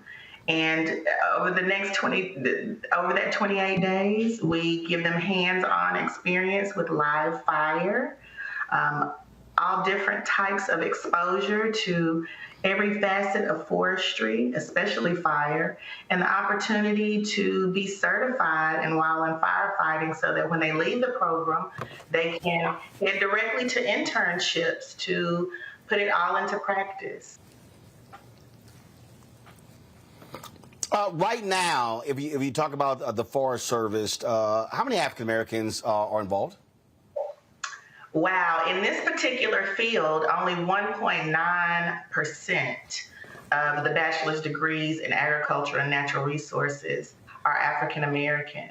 And this particular partnership, of that number, 66% of the Black foresters and wildland firefighters come out of this partnership. So we recognize that the Forest Service has an opportunity to do better as we try to create an inclusive workforce that represents the community that we serve. So our numbers are low, and this program is a step in building and advancing a culture of belonging that empowers a diverse mix of people, people of color across the Forest Service to fulfill our mission. Wow, this is, I mean, I think part of the thing that it always happens is that they're just areas that we don't see a lot of us, so therefore we don't think about opportunities in that field. Absolutely. And it's about raising awareness and outreach. You don't know what you don't know. When I became a forester, I didn't know that forestry existed. So this program is just one of those outreach programs to bring awareness that it's a choice. And the Forest Service wants to step in as an employer of choice of people of color who want to go into forestry and firefighting. So you're going to be partnering with Florida A&M University, Southern University of Tuskegee, as well as Alabama A&M. Absolutely. So we've had Are you looking to eventually expand this? We want to expand our footprint all across the country. We want to replicate at not only HBCUs, but at 1994 tribal colleges and universities, and we want to replicate everywhere that we can. So that's the next step in building this diversity program. All right, then. Stephanie Love, we certainly appreciate it. Thanks a lot. Thank you. Folks, going to go to a break. We come back. We'll talk about those Republican attorneys generals going after DEI in corporate America. I told y'all this was next. I tell you. YouTube folks, hit that like button. Y'all should easily be over 1,000 likes. Stop playing around, y'all. Comment, hit the doggone like button. Also, hit the like and share button on the Black Star Network OTT app. Don't forget, support us in what we do. Download the app, Apple phone, Android phone, Apple TV, Android TV, Roku, Amazon Fire TV, Xbox One, Samsung Smart TV. You can now watch our 24-hour, 7-day-a-week streaming channel on all platforms, including Amazon Fire TV. Right there, folks. We're on Amazon Fire. That's right. And as I said, we have launched on a new platform, Plex. That's right. We are. You can now see us on the Plex Fast channel as well. And so I told y'all, man, I told y'all we were making moves. Folks thought I was just joking when I said that, but we've been making these moves, focusing and building right here on the network. And so all you got to do, if you go to Plex, in order for us to see us there, what you do is you search search for Black Star Network. You can find us under Live TV, News/Option. Guys, thank you very much. I appreciate that. So again, you can watch a 24-hour, 7-day-a-week streaming channel on the Black Star Network now on Plex. And so on there, just look under Live TV, go to News Plus Opinion. All right, folks. And again, you can join our Bring the Funk fan club. Your dollars make it possible. Folks, all this stuff costs money. We're building. We're trying to get more people to watch what we do here. So give to us via check and money order. P.O. Box 57196, Washington, D.C. 20037-0196. Cash App, $RM Unfiltered. PayPal, R Martin Unfiltered. Venmo is RM Unfiltered. Zelle, Roland at RolandSMartin.com. Roland at RolandMartinUnfiltered.com. We'll be right back. When you talk about blackness and what happens in black culture, we're about covering these things that matter to us, speaking to our issues and concerns. This is a genuine people-powered movement. There's a lot of stuff that we're not getting. You get it, and you spread the word. We wish to plead our own cause. Too long have others spoken for us. We cannot tell our own story if we can't pay for it. This is about covering us. Invest in black-owned media. Your dollars matter. We don't have to keep asking them to cover our stuff. So please support us in what we do, folks. We want to hit 2,000 people, $50 this month, raise $100,000. We're behind 100,000, so we want to hit that. Y'all money makes this possible. Checks and money orders go to P.O. Box 57196, Washington, D.C. 20037-0196. The Cash App is $RM Unfiltered. PayPal is R Martin Unfiltered. Venmo is RM Unfiltered. Zelle is Roland at RolandSMartin.com. Coming up next on The Frequency, right here on the Black Star Network, Shanita Hubbard. We're talking about the ride or die chick. We're breaking it down. The stereotype of the strong black woman. Some of us are operating with it as if it's a badge of honor. Like you even hear black women like aspiring to be this ride or die chick, aspiring to be this strong black woman, so at their own expense. Next on The Frequency, right here on the Black Star Network.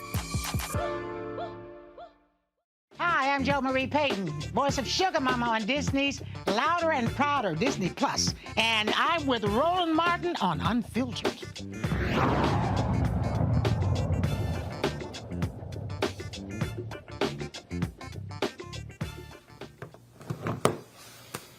I told y'all these white conservative Republicans were going to go after diversity in corporate America. I said it in my book, White Fear.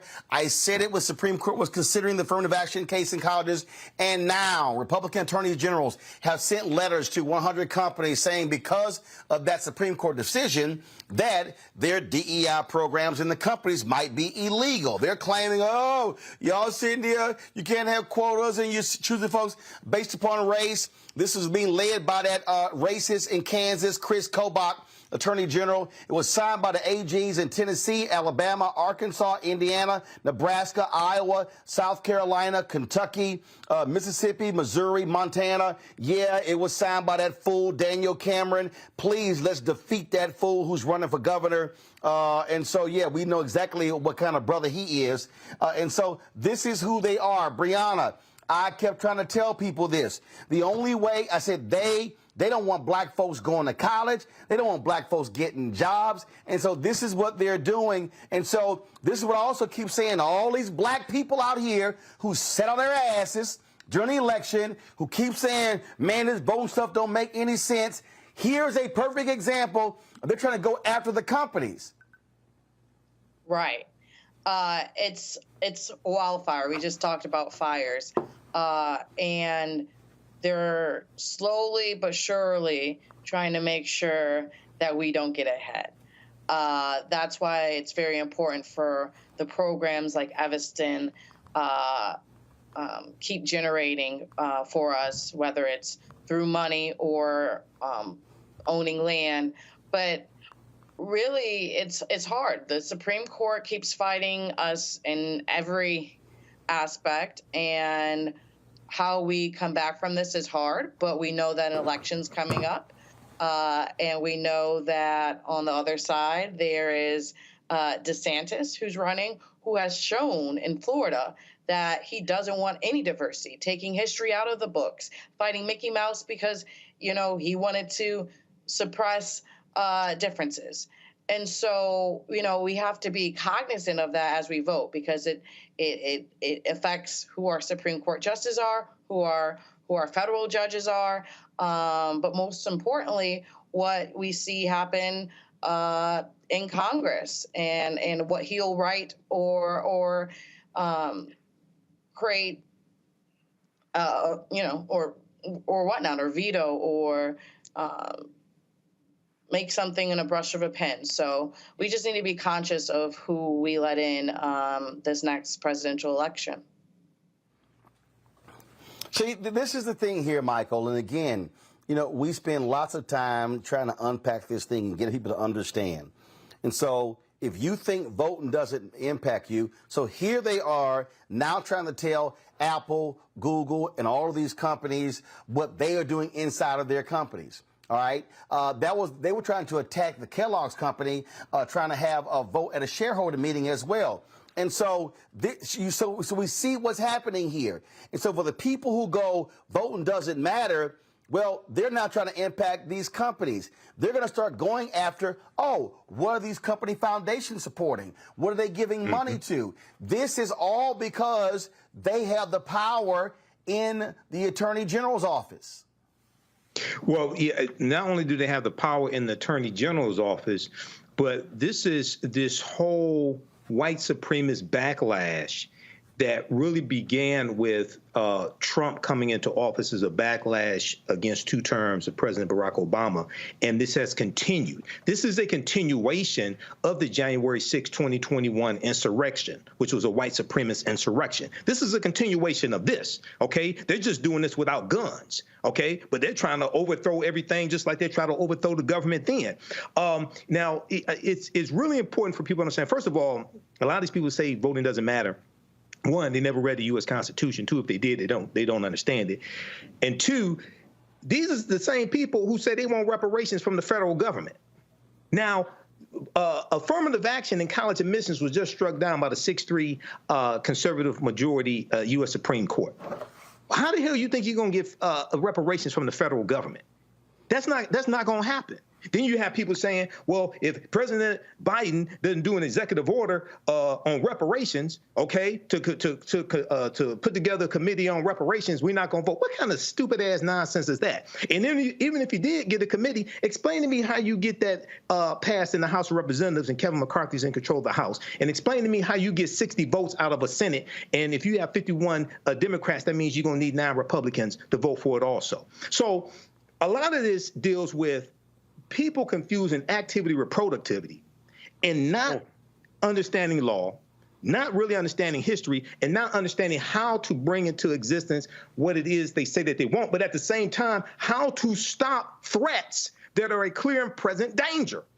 If Hillary Clinton had won the 2016 presidential election, you'd be dealing with a 6-3 liberal Supreme Court. They probably would have ruled in favor of affirmative action in college admissions. Okay, they probably would have ruled in favor of Biden's executive order when it comes to forgiving student loans. Okay, and you'd be dealing with a much different landscape right now. But this is an example, once again, Roland, how elections have consequences and how we have to understand history, economics, law, and politics. You know, again, walking people through this, Matt, and connecting the dots is just so hard. And what I keep saying is, look, these folks on the right, they ain't going away. They are voting.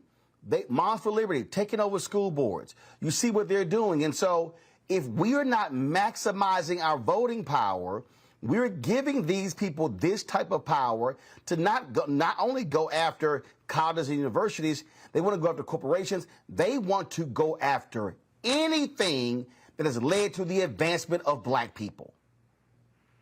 I don't think that's wrong. And I think these attorneys general are choosing stupid things where they don't even have standing half the time. These corporations are Delaware corporations that may not even be, personally subject to jurisdiction in these respective states.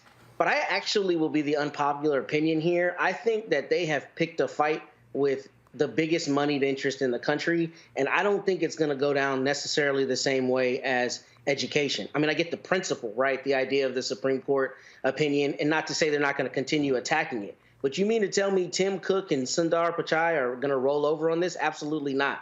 What we saw with DeSantis and Disney in Florida was relative to Disney's special legal status there. That doesn't mean these attorneys general aren't going to, continue trying to attack DEI and continue trying to attack a diverse workplace because, yes, there's a lot of white supremacy.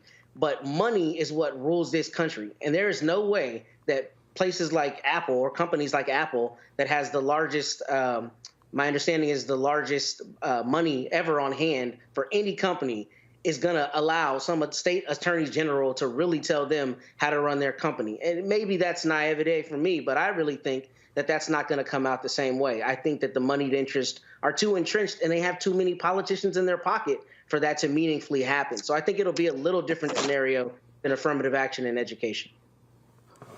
I don't agree. I don't know. I don't know, frankly. I don't know. Brianna, go ahead.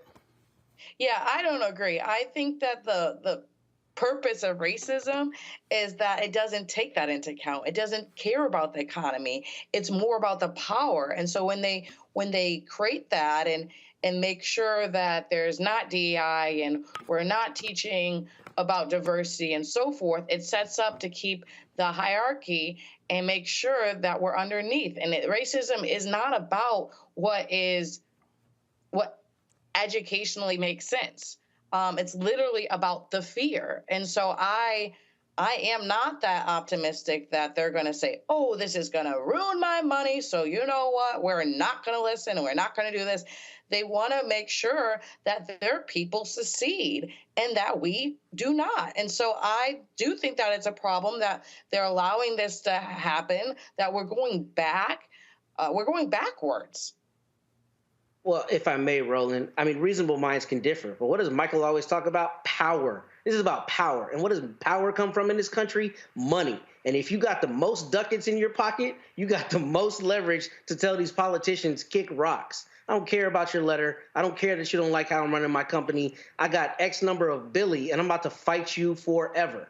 Tim Cook and Sundar Pichai will not allow states' attorneys general to tell them how to run their company. That's my honest belief. And that doesn't mean that the genesis of it is not racism and white supremacy and that they're not going to try to make hay in that respect. But it is not the same to me as some 18-year-old applying to go to college and whether they can individually keep her out as to say you're going to tell Apple how to run its company. I don't think that's realistically going to happen considering how much political power those corporations have. I don't think that's realistically going to make change in this respect across the corporate sector, in my opinion. Yeah, and I don't think that's right because... Go ahead. No, I just don't think that's right because it starts with education. That's why they try to make sure that someone can't even get to be a Tim Cook. So I just don't see it, but time will tell. Hey, Roland, can I just say something really quickly here? Chris Kobach, remember Chris Kobach was the governor who initiated the interstate cross-checking system during the 2016 presidential election and knocked about one.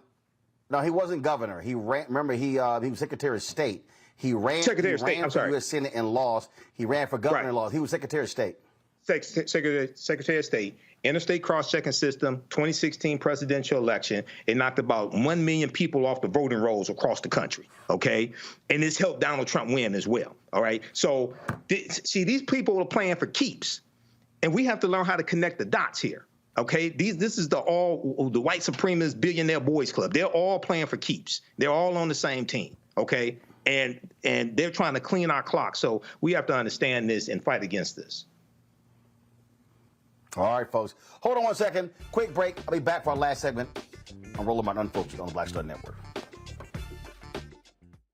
On the next Get Wealthy with me, Deborah Owens, America's Wealth Coach, the wealth gap has literally not changed in over 50 years, according to the Federal Reserve. On the next Get Wealthy, I'm excited to chat with Jim Castleberry, CEO of Known Holdings. They have created a platform, an ecosystem to bring resources to Blacks and people of color so they can scale their business. Even though we've had several examples of African Americans and other people of color being able to be successful, we still aren't seeing the mass level of us being lifted up. That's right here on Get Wealthy, only on Black Star Network. On the next, A Balanced Life with me, Dr. Jackie, we're going to be talking about common sense.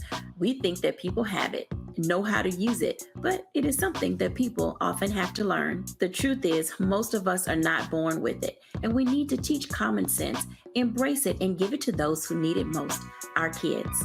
So I always tell teachers to listen out to what conversations the students are having about what they're getting from social media, and then let's get ahead of it and have the appropriate conversations with them. On the next, A Balanced Life with me, Dr. Jackie, here at Black Star Network.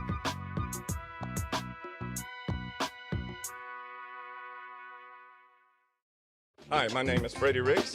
I'm from Houston, Texas. My name is Sharon Williams. I'm from Dallas, Texas.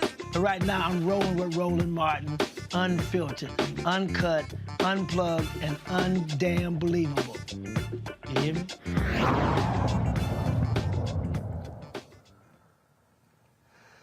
All right, y'all. It's always great when you look at some of these videos that go viral, and I tell you, boy, MAGA Republicans are a little bit upset. Mike Pence was walking in a parade, and, you know, kids are going to be kids, and this happened.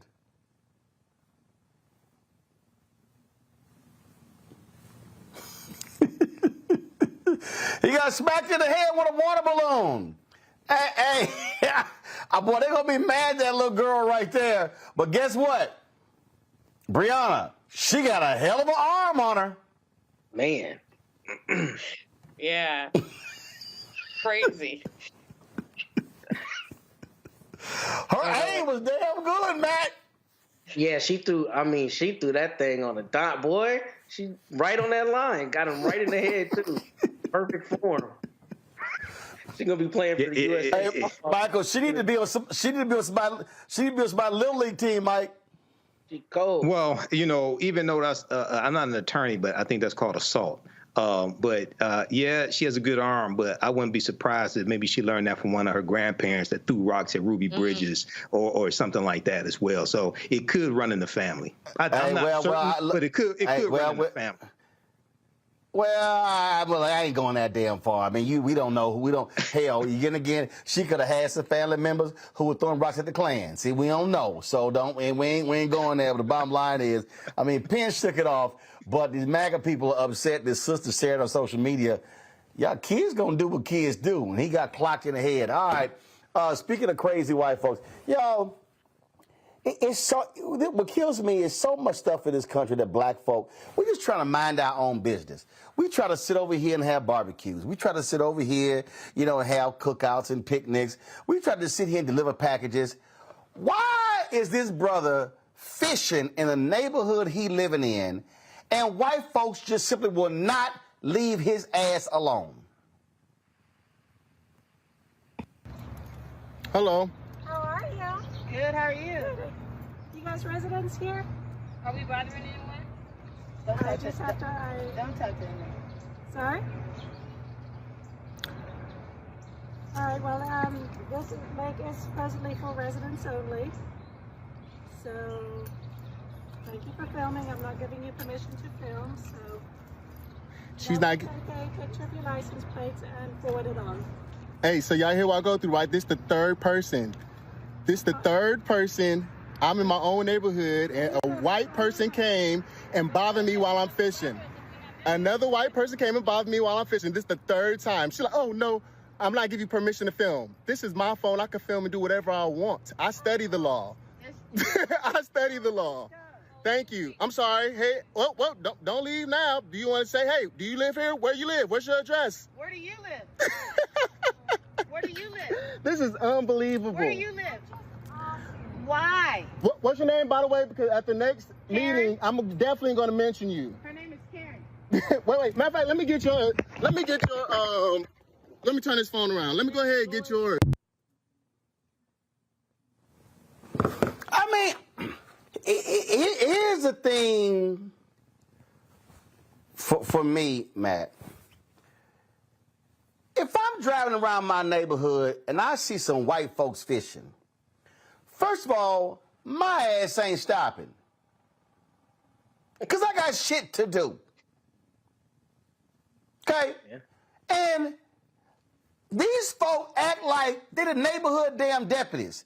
See, this right here, this that Zimmerman bullshit. Exactly. Where they want to act like they are the neighborhood cops. And so she walks up, no, this is for... And then here's the other deal. How your ass know everybody in the neighborhood? Exactly. Yep. That's what trips me out. That's what's insidious about it. I mean, what's really insidious about it is that they start out with the ultimate disrespect, the presumption that you don't live in their neighborhood, right? This is my neighborhood. You have to be a resident. Don't start out with the idea that maybe you live here, maybe you have a right to be here, or maybe it's just a public place any person can be. But they do that, and then the moment that you respond strongly, what do you get? I don't give you permission to film. I'm just trying to be a concerned citizen. That's absurd. And it's disgusting that this brother had to deal with that. But I'm glad that he took the tack that he did, because I think what happens too often is people try to uphold decorum and be nicer than they need to be. And I'm glad he said another white person, a third white person, has come to bother me while I'm here. I know the law. I'm using my phone, and he continued to record her and then told her, I'm going to go get your plates. Now, that may not always be a safe proposition, to be completely frank, but I like the idea that the pushback is strong, because that's what it has to be if you have the audacity to come up and, act as though I'm not in my own neighborhood or presume that. It just, what pisses me off again, Brianna, is... As he said, this is the third white person that's rolled up on him. And they just have, a lot of these white folks just think that they have the license. We can question anybody on anything. That was, hell, we had a video, I'm going to try to find it, where these cats had a rooftop party and a white woman just walked into their apartment to tell them, stop playing the music. They were like, we could have shot your ass. They really believe that they have the right to do whatever they want and talk to somebody anywhere they want to. They were raised like that. It shows the differences. And it's funny that her name was actually Karen. We call them Karens now, and that was her name. And, the first thing she says is, I didn't give you permission to film. Oh, you had to give me permission. But my response of it, I didn't give you permission to talk to me. Like, the fact that she has that much audacity or cost, that she thinks that it's only her that can get the permission, that she knows everybody. And what? She was afraid that he was going to take all the fishes? She wanted to fish herself, and it was going to take away the neighborhood fishes? What harm was he posing to her? None. But she still felt like it was her right to say something. And it's ridiculous. It's ridiculous. And what I love, Michael, is, I didn't give you permission to film me. I didn't give you permission to walk your punk ass up to me. Right. She walked over to him. He's filming. It'd be different if he walked over to her and started filming her. She walked over to him, and she's saying, I didn't give you permission to film me. But, you know, Roland, the whole theme of this deals with white supremacy and what Trump has unleashed. Now, I don't know who this lady, I don't want to call her Karen, but I don't know who she voted. Well, I mean, if that is her name, Karen, okay. I don't know who she voted for. I wouldn't be surprised if she voted for Donald Trump. But the same white supremacy that made people think they could get away with trying to overthrow the government January 6, 2021, the same white supremacy here. And we can draw a line, you know, let's keep it real. Now, they were saying hang Mike Pence January 6, right? What would make a child think it's all right to throw a water balloon and hit the former vice president of the United States in the back of the head? Because I guarantee you, if there had been a black child that done that, nobody would say, oh, well, children are just going to be children. Maybe a few black people would, but overwhelmingly, they wouldn't say, oh, children are just going to be children. No, they'd probably be trying to arrest that person, go after their parents, things like this. So, go ahead. But bottom line is this here. Bottom line is this, first of all, her name is Tanya. Come to me, please. Tanya. So okay. The woman name, she was a therapist. So the brother's name is Anthony Gibson, Columbus, Georgia.